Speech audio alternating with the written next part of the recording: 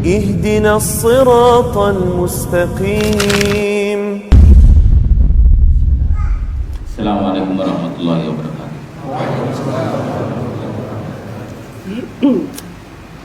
Alhamdulillah hamdan katsiran thayyiban mubarakan fi kama yuhibbu rabbuna wa yardah. Asyhadu an la ilaha illallah wahdahu la syarika lah. Asyhadu anna Muhammadan abduhu wa rasuluh.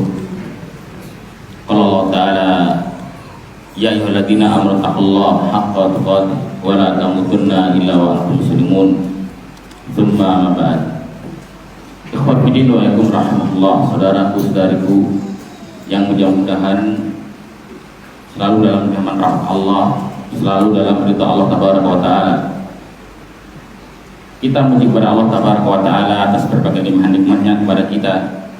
Salawat dan salam untuk Nabi kita Muhammad sallallahu alaihi wasallam, pada keluarga beliau, sahabat beliau, dan pengikut yang setia istiqamah hingga hari kiamat kelak. Mudah-mudahan Allah tabaraka wa ta'ala memasukkan kita ke dalam golongan orang-orang yang setia mengikuti ajaran Nabi kita Muhammad SAW hingga malaikat maut mencabut nyawa-nyawa kita. Amin ya rabbal alamin.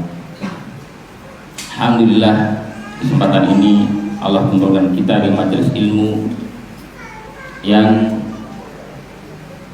mudah-mudahan majelis ini Allah muliakan, Allah ridhoi, membawa kebaikan untuk kita, membawa sedikit ilmu untuk kita, bisa kiranya kita fahami, kita amalkan, dan kita dakwahkan sekuat kemampuan kita.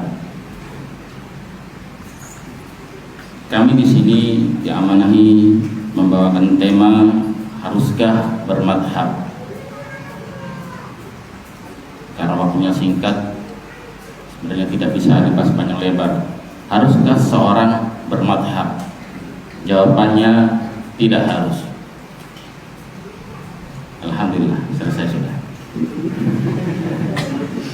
Silakan. Sudah. Itu kesimpulannya. Cukup. Oh, diperinci. Saya berharap yang lain jelaskan. Baik. Sekarang saya bertanya kepada yang hadir, haruskah kita bermadhab? Apa jawabannya? Antum masih hidup? Kenapa kok tidak? Alhamdulillah nyangkut ilmunya. Baik. Pertanyaan, haruskah seorang bermadhab? Apakah bermadhab itu sesuatu yang tercela atau terpuji? Bukankah bermadhab itu menyebabkan seorang fanatik buta? Yang fanatik buta itu tercela? Pertanyaan ini sering menjadi bahan perdebatan di antara kaum muslimin. Tapi biasanya orang yang bertanya tentang madhab, kalau orang Jawa bilang itu apa namanya, manis-manis lambe. Maksudnya hanya pemanis bibir, dia nanya haruskah bermadhab itu, harus pakai madhab apa. Hakikatnya orang yang bertanya haruskah seorang bermadhab, dia tidak tahu konsekuensi dari pertanyaan tadi. Apa konsekuensi dari pertanyaan haruskah bermadhab? Dia tidak paham. Contoh,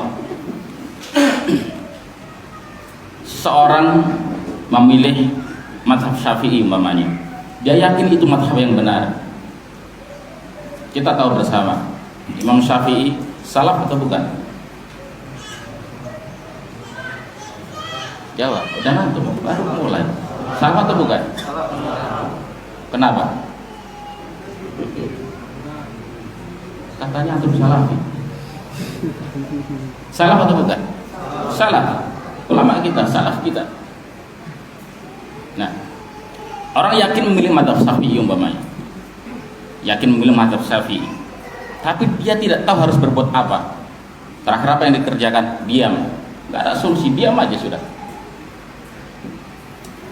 Yang anehnya, orang seperti ini biasanya enggan mempelajari kitab-kitab, buku-buku karya-karya ulama Syafi'iyah. Tidak mau mempelajarinya. Ujung-ujungnya apa? Dia bertanya kepada kiai atau ustadz yang menurut perkiraannya bermadzhab Syafi'i. Hasilnya sudah bisa ditebak kalau begitu biasanya.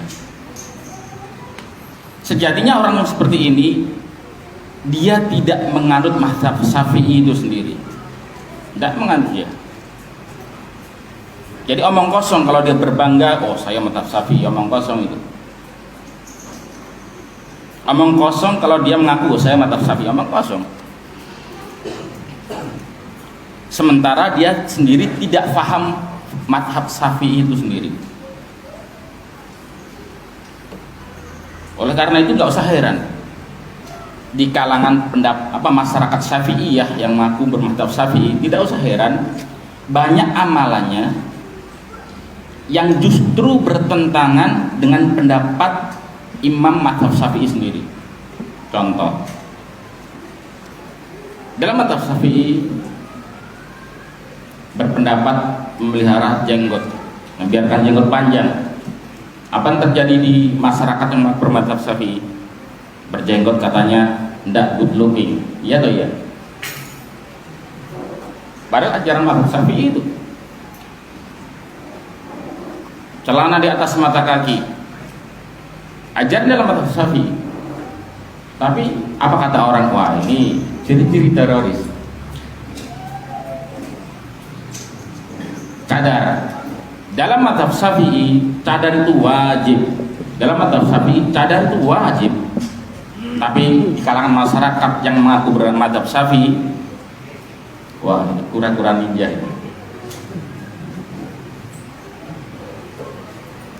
Contoh musik, dalam mazhab Syafi'i, paling keras mengingkari musik. Tapi apa kata masyarakat yang bermadzhab Syafi'i? Nggak apa-apa. Nah, dicampakkan kemana mazhabnya tadi? Ala kulli hal, sejatinya dia belum bisa dikatakan orang yang mempelajari atau menisbatkan dirinya kepada mazhab Syafi'i. Belum. Baik. Sebelum kita jawab pertanyaan haruskah kita bermadhab, kita harus pahami dulu dua karakter orang, dua jenis orang. Allah berfirman dalam surat An-Nahl ayat ke-43. Saya nggak tahu ini sebelah kiri atas atau kanan bawah, nggak ngerti saya. Surat An-Nahl ayat 43. Allah berfirman, insya Allah kita hafal semua ini. Fas'alu ahla dzikri, terus in kuntum la ta'lamun. Bertanyalah kepada yang tahu, yang berilmu, kalau kalian tidak tahu. Ada dua jenis orang di sini. Yang pertama, orang yang berilmu, ahla dzikr. Yang kedua, la ta'lamun, orang yang tidak punya ilmu, alias O2N. Apa itu? O2N itu yang paling ngomong orang kampung. O-on, bodoh. Orang yang tidak berilmu alias orang yang bodoh. Ada berapa orang? Dua golongan. Satu orang yang berilmu, keduanya orang yang tidak berilmu alias bodoh. Ulama menjelaskan orang yang berilmu yaitu mujtahid. Yang kedua, orang yang tidak berilmu, orang yang bodoh, yaitu muqallid. Satu apa tadi? Mujtahid. Yang kedua, muqallid. Diikuti, ngantuk, biasanya ngantuk sendiri. Dan kami harap ibu-ibu di belakang jangan ceramah sendiri. Biasanya di depan ustadznya ceramah, belakang ceramah sendiri. Nah, mujtahid sama muqallid. Allah sifatkan mujtahid itu orang yang berilmu.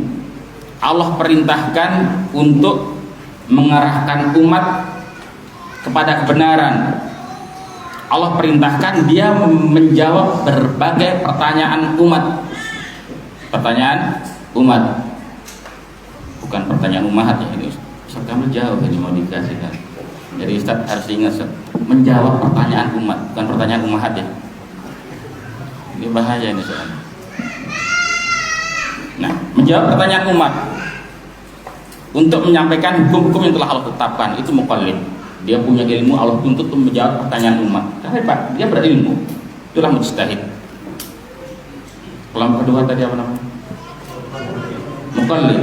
Tapi satu ini. Oh, kedua. Yang kedua, muqallid. Muqallid ini Allah sifatkan dia la ta'lamun, tidak berilmu. Dan Allah suruh muqallid ini, Allah perintahkan dia bertanya kepada mujtahid, orang yang berilmu, kalau dia tidak tahu. Tidak berilmu, Allah perintah bertanya kalau tidak tahu. Jangan sok tahu, nggak tahu tanya. Mujtahid, kita agak perpanjang sedikit tentang mujtahid ini. Mujtahid adalah orang yang mampu dan boleh untuk berijtihad. Mampu dan boleh untuk berijtihad, itu mujtahid. Sementara ijtihad sendiri maknanya pengerahan segala upaya, segenap upaya oleh seorang yang faqih, yang faham, yang berilmu untuk mengetahui sebuah hukum syar'i. Dikerahkan semua daya upayanya, dengan ilmu yang dia mampu, yang dia punyai untuk mengetahui sebuah hukum syar'i. Itulah mujtahid. Dan seseorang berijtihad tadi, mujtahid tadi, baru boleh berijtihad jika terpenuhi beberapa syarat ijtihad. Sekarang syarat-syarat ijtihad. Syarat-syarat ijtihad. Yang pertama, seseorang mengetahui dalil-dalil syar'i tentang suatu permasalahan, baik dari sisi sahih atau dhaifnya. Dia tahu ini masalah ini, dalilnya sahih atau tidak sahihnya tahu. Tidak nyontek, dia tahu. Dia bisa nalar, bisa lihat. Kalau hadis dia bisa takhrij, kalau ayat dia bisa pahami. Yang kedua, syarat ijtihad yang kedua, dia tahu bahasa Arab. Tahu bahasa Arab. Sehingga dengan dia mengetahui bahasa Arab, dia mampu memahami makna ayat dan makna hadis Rasulullah SAW. Jadi kalau bahasa Arabnya baru dulu suruh jilid 1, ada kitabun agak masuk itu. Bahasa Arabnya baru sebatas wa hum anta antum masih salah-salah, enggak masuk itu. Dia harus tahu bahasa Arab, yang dengan bahasa Arab yang dia miliki, dia mampu memahami ayat, dia mampu memahami hadis Rasulullah SAW. Yang kedua. Cara yang ketiga, seseorang mengetahui kaidah-kaidah usul fikih. Mengetahui kaidah-kaidah usul fikih. Apakah cukup sampai di situ? Enggak. Dia pun harus bisa menerapkan kaidah-kaidah usul fikih tadi. Karena banyak orang yang tahu kaidah usul fikih, dia nggak bisa mempraktekkan, nggak bisa menerapkan, cuma teori aja. Bisa berteori, tapi mempraktekkan dalam kasus nggak bisa. Banyak. Contohnya, dia harus tahu tentang dalalatul alfaz. Apa itu dalalatul alfaz? Nanti tanya Ustaz Abdullah, beliau ahlinya nih. Ya kan? Oh ya, ini beliau katanya sekarang lagi nyari istri kedua. Kita doakan, majelis ilmu kita aminkan. Ya Ustaz, kita tunggu undangan. Yang keberapa? Ke 4 atau 5? Oh, 4. Alhamdulillah masih sadar. Yang keempat, dia tahu asbabun nuzul ayat, dan dia tahu asbabul wurud dari hadis Rasulullah SAW. Dia tahu tentang asbabun nuzul ayat, dan dia tahu tentang asbabul wurud ayat, ya, asbabul wurud hadis Rasulullah SAW. Apa itu asbabun nuzul ayat, apa itu asbabul wurud hadis? Ya, tanya pada Ustaz Muhammad nanti. Apa itu? Ya deh. Ayo, bersedia. Yang ke berapa? 5. Baik. Yang kelima, dia harus tahu dalam permasalahan tersebut terdapat ijma ulama di dalam hal tersebut atau enggak. Dia tahu dia ada ijma ulama enggak dalam masalah ini. Karena saya pernah menemui seorang dai yang nekat mengatakan ini ijma ulama di sini, padahal nggak ada. Itu nekat dai, ini salah besar. Yang keenam, dia mengetahui mana dalil yang nasikh dan mana yang mansukh. Dia mengetahui dalil mana yang nasikh, mana yang mansukh. Mana dalil yang menghapus dan mana yang dihapus. Dia tahu itu. Apa itu nasikh, apa itu mansukh. Nanti tanya sama Ustaz Rizky. Itu ahlinya beliau. Baik. Itulah sekilas tentang mujtahid. Habis waktunya, pada alarmnya. Habis. Oh, habis. Belum habis ya? Atau sudah? Sudah aja ya? Berapa? 3 menit lagi. Alhamdulillah, masih panjang baru contohnya. Alhamdulillah. Baik, sekarang tentang muqallid ya, saya ringkas. Muqallid yaitu seorang yang melakukan taklid. Seorang melakukan taklid. Taklid itu apa? Mengambil pendapat orang lain tanpa tahu dalil. Taklid adalah mengambil pendapat orang lain tanpa tahu dalil. Harus digarisbawahi, orang yang tahu dalil dengan orang yang pernah dengar dalil itu berbeda. Berbeda antara orang yang tahu dalil dengan orang yang pernah dengar dalil. Contoh, antum kalau sholat subuh 2 rakaat, rakaat terakhir duduknya iftiros atau tawarruk? Iftiros. Apa dalilnya? Kata Ustaz begitu, ya kan? Apa dalilnya? Kata Ustaz begitu. Saya pernah dengar dalilnya. Yang seperti ini dia belum tahu dalil, tapi pernah dengar lafaz dalil itu. Dia tetap dianggap muqallid. Dia nggak tahu dalil itu. Dia nggak tahu dalil itu. Cuma pernah dengar lafaz dalilnya. Bisa dipahami? Dan taklid, bisa ada orang yang taklid kepada imam madhab, ada orang yang taklid kepada ulama kontemporer, ulama-ulama sekarang, ada orang yang taklid kepada ustadz. Yang lucunya, yang anehnya, banyak sebagian besar kawan-kawan kita, dia taklid kepada ustadz tapi tidak merasa taklid. Dia taklid kepada ustadz tapi tidak merasa taklid. Dia merasa di atas Quran dan Sunnah. Nah, ini salah besar. Sudah gitu, dia merendahkan orang yang taklid kepada ulama madhab. Dua hal yang nggak bisa disandingkan. Ini satunya taklid kepada Imam Syafi'i umpamanya, satunya taklid kepada ustadz. Yang taklid kepada ustadz, wah ini ustadznya Salafi ini, saya berada di atas Quran dan Sunnah. Dia mencemeh orang yang taklid kepada madhab. Ini bener-bener aneh, lucu, nggak tahu duduk permasalahan. Itu salah besar. Nah, sebagian orang berpikiran begini, bahwasanya taklid adalah hal yang tercela. Taklid itu tercela atau enggak? Pak diem. Habis waktunya Pak pada diem. Taklid itu tercela atau enggak? Hah?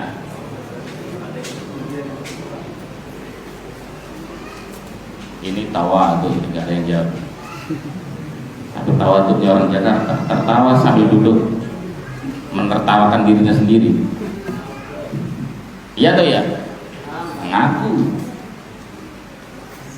Taklid, banyak orang beranggapan taklid itu adalah hal yang tercela. Banyak orang berpikir bahwasanya taklid itu terjadi di saat seseorang mengikuti madhab tertentu. Adapun di saat dia mengikuti pendapat ulama kontemporer atau dia mengikuti pendapat ustadznya, dia menganggap itu enggak taklid. Itu pemahaman yang salah besar. Jadi taklid itu ada berapa? Habis Pak. Habis. Ya sudah kalau udah habis. Habis ya?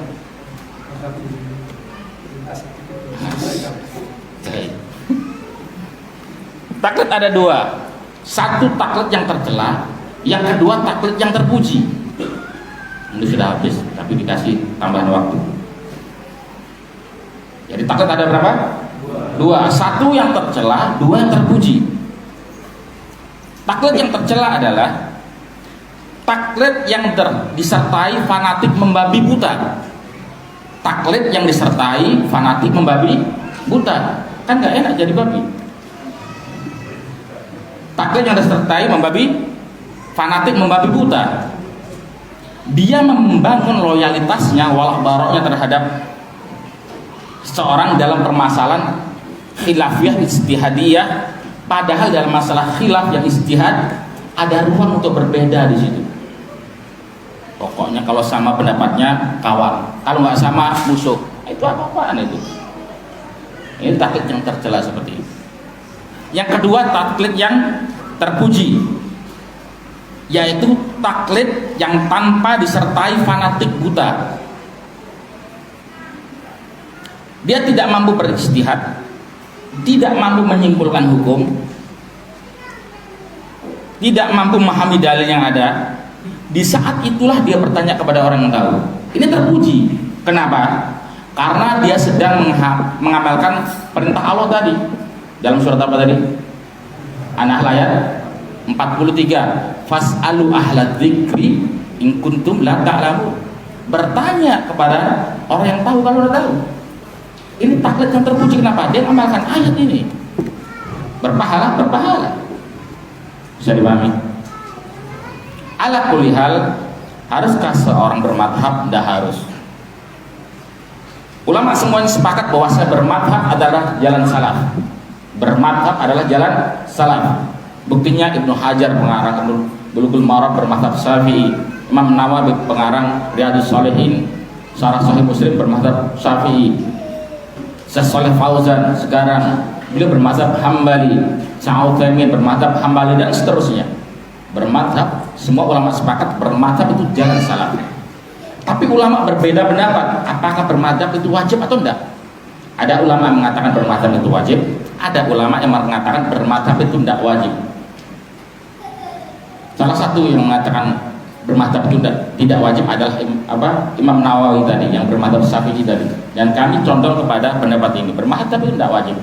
Tapi bagi orang belajar fikih, hendaknya dia belajar fikih dengan cara tamatur bermadhab, karena dengan cara bermadhab dia mudah untuk belajar fikih, terkurikulum dengan baik, terstruktur dan ringkas. Wallahu a'lam bishawab. Mudah-mudahan bisa dipahami. Kalau ada yang benar datang dari Allah, kalau ada yang salah datang dari setan, ada kepada saya, sama-sama kepada